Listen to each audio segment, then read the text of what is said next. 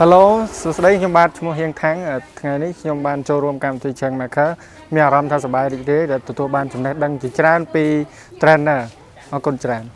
ជំរាបសួរសួស្តីទាំងអស់គ្នាខ្ញុំឈ្មោះដុសសិលៈជាប្រធានក្លឹបនៃក្លឹបយុវជននៃសមាគមហ្វាពលឺសិល្បៈហើយ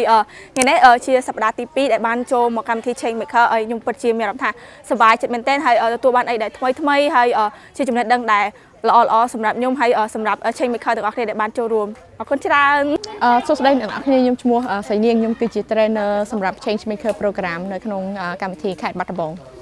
ហើយចំណាប់អារម្មណ៍សម្រាប់សប្តាហ៍នេះសម្រាប់អ្នកចូលរួមហ្នឹងគឺគាត់មានការចូលរួមមែនទែនហើយដោយសារតែ session ហ្នឹងគឺយើងបានអញ្ជើញវាគ្មិនកិត្តិយសមកចូលរួមចែករំលែកណាហើយខ្ញុំមើលឃើញថាប្រតិកម្មរបស់គាត់ហ្នឹងគឺគាត់មានការ inspire មែនទែនបានន័យថាគាត់ទទួលបានmotivation របស់គាត់នៅក្នុងការចូលរួម Changemakers ឬក៏ការដោះស្រាយបញ្ហាហ្នឹងពីវាគ្មិនកិត្តិយសក៏ដូចជាការសិក្សារបស់យើងតាក់ទងជាមួយនឹងវគ្គ prototyping design life ហ្នឹងគឺមានឥទ្ធិពលខ្លាំងមែនទែនដល់ពួកគាត់